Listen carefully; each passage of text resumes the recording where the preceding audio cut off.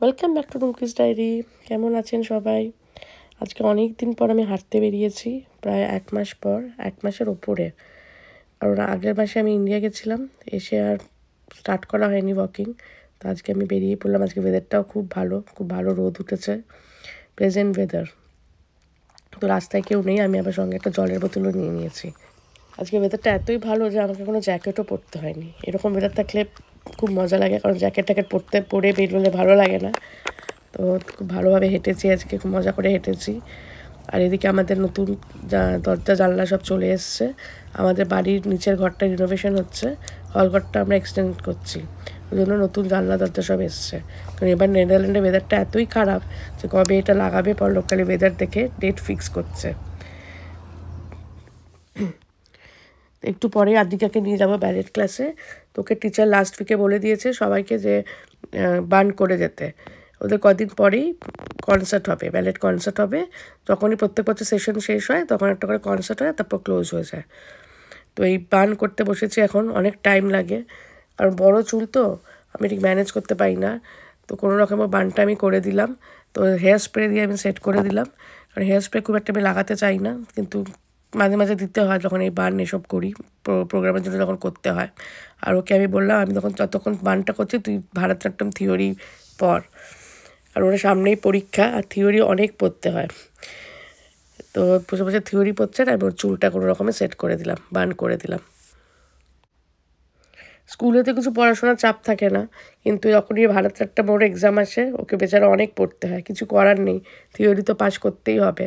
আমার অ্যাকচুয়ালি জানা ছিল না যে থিওরি থাকে ভারতনাট্যম, আমরা খালি প্র্যাকটিক্যালটাই জানতাম। জানলে আমি এত তাড়াতাড়ি ওকে ভর্তি করাতাম না, একটু বড় হলে ওকে করাতাম। কিন্তু এখন মাঝপথে এসে ওকে তো বন্ধও করতে পারছি না, তো কটা দিন কষ্ট করতেই হবে। আর ওয়ার্ডগুলো কঠিনও আছে, মানে ওর জন্য বেশ কঠিন। ও যে করছে এটাই অনেক আমার জন্য। তো আমি ওকে ওর করতে করতে ওকে পড়াতে পড়াতে আমারও মুখস্থ হয়ে যাচ্ছে। এই যে বান আমি করে দিয়েছি। আর এই যে সাদা কালারের পুঁতি দেওয়া ক্লিপগুলো লাস্ট ইয়ার আমি ইন্ডিয়া থেকে নিয়ে এসেছিলাম, তো এইগুলো একটু লাগিয়ে দিলাম, কোনো রকমে বানটা হয়েছে। তো এখন আমরা এই যে নেচে নেচে দেখাচ্ছে। এখন ওকে আমরা ড্রপ করে দিলাম, ও ক্লাসে চলে গেল। তারপর আমি একটু দোকানে যাব, আমার একটা জিনিস কেনার আছে। তো এই সুপার মার্কেট থেকে আমি একটু চিপস কিনে নিলাম। তো চিপস নেওয়া ছিল, অঙ্কিত বলছিল চিপস নিয়ে যেতে। ও বাড়িতে চলে এসেছে স্কুল থেকে, ফোন করে বললো মা আমার জন্য আসার সময় চিপস নিয়ে এসো। আনলাম ঠিক আছে নিয়ে আসবো।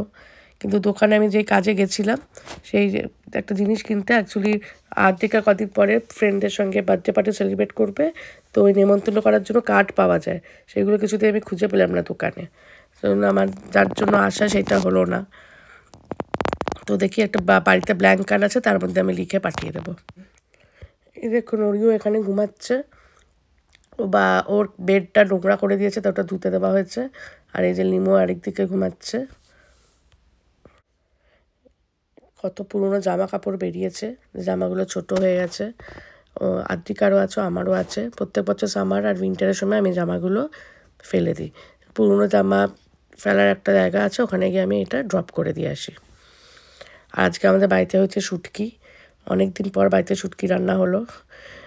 এখন অঙ্কিত খায়, আদ্রিকা ছোটোবেলায় খেত কিন্তু এখন খায় না, তো অঙ্কিত এখন খায় আর আমরা তো খাই। এটা শীতল শুটকি করেছে, ত্রিপুরা খুব ফেমাস শীতল শুটকি। তো আজকে ভিডিওটা এখানেই শেষ করছি। কিছু ভালো লাগলে লাইক করবেন, শেয়ার করবেন আর সাবস্ক্রাইব করবেন। খুব শিগগিরই আবার নতুন একটা ব্লগে দেখা হবে। Bye bye.